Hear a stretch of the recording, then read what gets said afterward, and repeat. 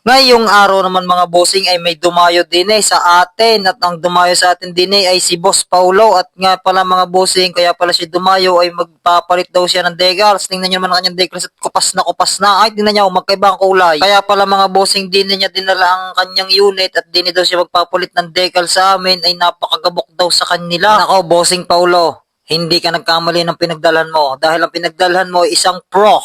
Puro yabang, biro lang. Baka naman kayo maniwala at ako'y ibas nyo pa. At sa part naman na rin mga bossing ay kinukut-kut na ni Boss Paulo ang kanyang decals na stock din sa kanyang alaga. Ay siya, tuklapi iyan. Oh, grabe mo magtuklap pa rin si Boss Paulo Sisirain ay. At nung napagtutuklap na lahat ng decals din nakupas na din sa alaga ni Boss Paulo ay di tingnan nyo ang tindigan. Ayan, tingnan nawala na ang decals. Talaga naman pagkakapugi rin parang Honda Wave 125 Tingnan mga busay, pagkakapugi kahit walang decals. At syempre, pagkatapos natin tanggalin ng decals at naimuntad sa kapiraso, ay aray.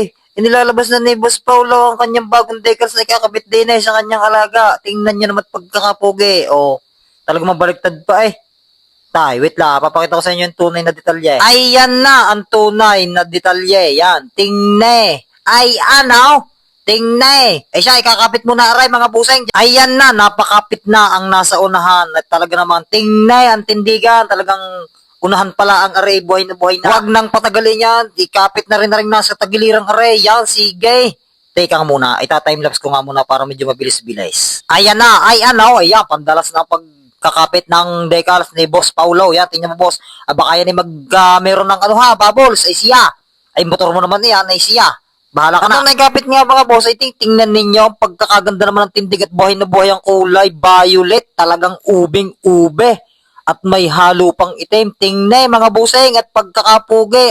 Talaga namang kapugi. At haba naman nagkakapit si Boss Paulo ng kanyang ibang decals din ay ako'y nagkiskis muna din at nakita ko kanyang rayo si pagkakakalawang din sa kanyang unahan. Yan, kiniskis ko ng kiniskis diyan.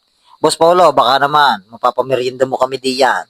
Haha. Biro lang. At nung natapos naman si Boss Paulo din sa kanang side, ay di din naman tayo dumagaw sa pakaliwang side. Yan, tingnan nyo mabusay. Talaga naman kung pagkapit si Boss Paulo ay mano-mano, talagang ang kamay pagkakalaki. At nung natapos si kapit ng mga bossing, ay kami napunta muna din sa karwasan. Kami yagyag bulaw din sa papuntang karwasan at kami kakarwas daw muna ang motor bago yung montage. Talagang na si Paulo napaka-arte. Ay, yan, kinakarwas ng mga busay. Talagang gustong-gusto agad di quality ang motor bago ma-montage. Siya, karwasin mo ng maigi Boss Paulo at nang ma-montage natin ng maganda diyan. Kung hindi ka lang malakas sa akin, hindi ko sasamahan at hindi kita bibidyohan, ay malakas ka sa akin, paano? Itropa Anong gagawin? Ay siya mga busay, paki-follow nga pala ng kanyang page. Yan, Paulo Lacorte yata ang pangalan niya sa page niya. Hanapin niyo na lang. Huwag niyo kalilimutan mga busay. At saka nga pala ng aking page sa mga hindi pa nakakapanood diyan, sa mga hindi ko kakilala at hindi pa nakapalo sa akin. Ako i-follow niyo na mga busay para mapanood niyo lagi ang aking mga vlog din pinaggagawa.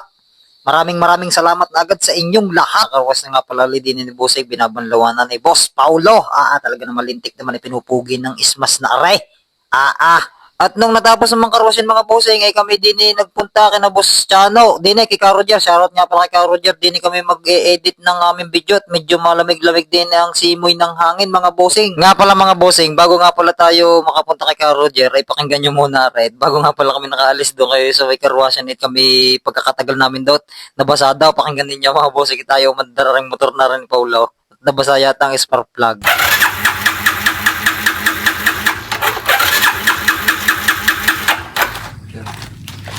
Nabasa ito. Nabasa nga yun.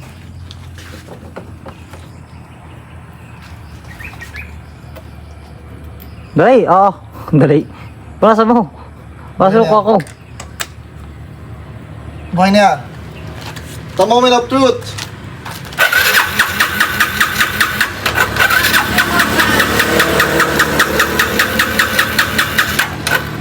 At nung umandar na mga bossing ang motor na rin, ay di kami punta na din at kami nag-edit na. Ay siya, bigyan agad ng kapirasong montage. お前こと、そまだ。エモーショナルなロボットがそうでも見